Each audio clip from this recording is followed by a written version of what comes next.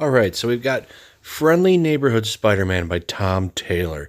And this really stinks because this takes over Chip Zdarsky's excellent, spectacular Spider-Man. But at the end of the book, they tell you that he chose to leave. Whether or not that's true, I don't know. Tom Taylor, if you don't know, was behind the terrible X-Men Red, all-new Wolverine. He puts his weird gender politics all over his books. It's really strange what he does. And it's fairly certain that this book is going to go in that direction somehow. He always has people battling, usually conservatives and stuff like that. His whole X-Men Red run was an analogy on the whole Russia thing and stuff like that.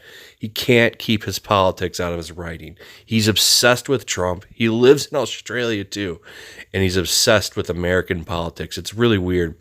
He's always going on about bullies and stuff, and his whole X-Men Red run was done. They used online trolling to defeat the Sentinels that were attacking the X-Men, and I was wondering how this book is going to turn out. He can't write Peter Parker very well because Tom has no sense of humor, and it doesn't translate into the character like Zdarsky did.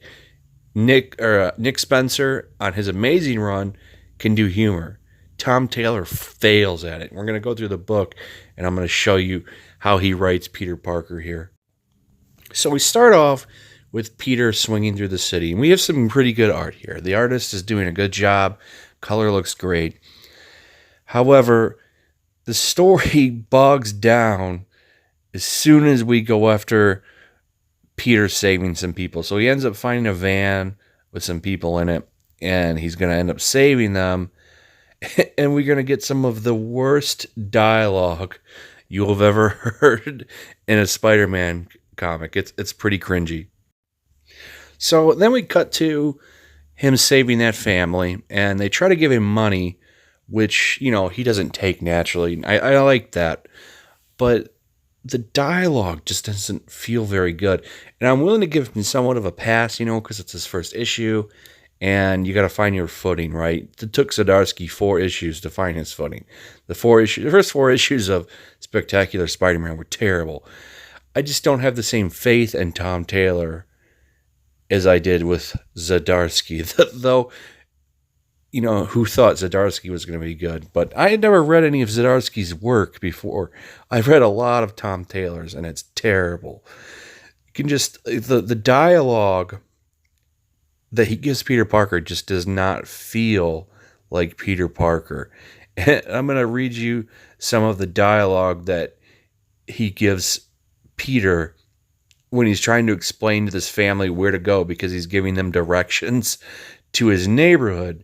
So listen to this cringe fest. This is really bad. So this is his Peter Parker. Was that a moving truck? Yeah, we were moving, I guess. We still are, but with less stuff. Where? I'm just over the road there, actually. Okay. That's one way to beat the traffic, but I'd suggest next time you're better off taking the tunnel. Taking the tunnel is also a better option than crashing through a concrete barrier, falling 100 feet, and landing in a twisted pile of metal rubble and fire. Unless it's rush hour, in which case it's pretty comparable experience. That's supposed to be a joke, I think. How he's comparing rush hour to the falling 100 feet thing, because the truck was falling when you saw in that one panel. This is his attempt. This is his attempt at humor. All right, so then we come into the next plot, and what happens is Peter runs in this old lady who ends up roasting him, and Peter tries to be funny. See, the thing with Tom Taylor is I can't tell where he's trying to insert a joke or not, or kind of like a quip, because he's not a funny guy. Tom Taylor, if you ever read any of his books, is extremely political and serious. And it's almost terrible and cringy to watch him write Peter Parker. This is going to be an interesting run.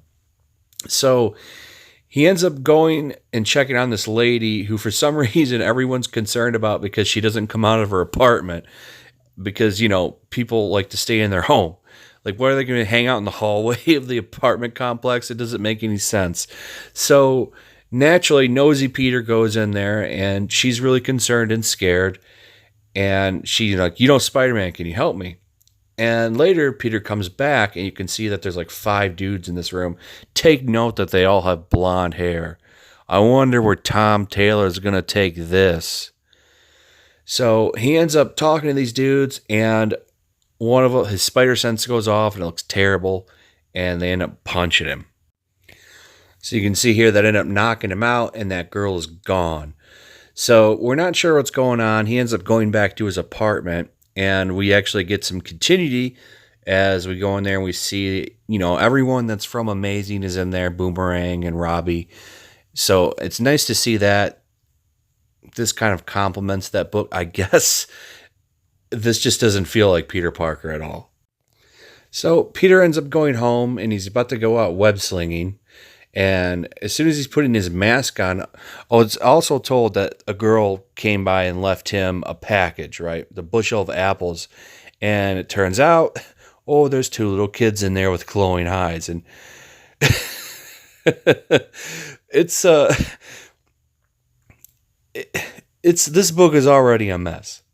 So Peter sees these little kids and he freaks out. And as you'll see here, he goes, "Oh, man. Apples?" And that's Tom Taylor's joke. Tom Taylor thinks he's so hilarious. Apples? And then it ends. So this was terrible. I would give this book a solid 2. Right? And the reason I give it a 2 is because I did like the art. And if I'd had a physical copy, this is the point where I would have ripped it to pieces. But I wanted to get a video up, and it's early. The comic shop doesn't open for a few more hours, so I just wanted to get something on there. But yeah, this is going to be a terrible book. This is going to be a horrible book. I just don't have any faith in Tom Taylor. I know it's going to get political. As soon as I saw the 5 dudes in that apartment, they all had blonde hair. I know exactly where he's going to take this storyline.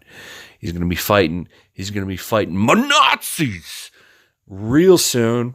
So we're going to get to see Spider-Man take on the conservative party, the left's version of it anyway. And it's going to be full-on political, gender politics, all that stuff, because we know how Tom Taylor rolls. So leave a comment. Let me know what you thought about this video. Check out my Stream Me. Check out my Patreon. Like, subscribe. Hit the notification bell. Leave comments, all that fun stuff. And I'll see you guys on the next one. We're going to wait till it gets to 8 minutes, and then I'll say peace, because I want it to be a nice 8 minutes. And there we go. See ya.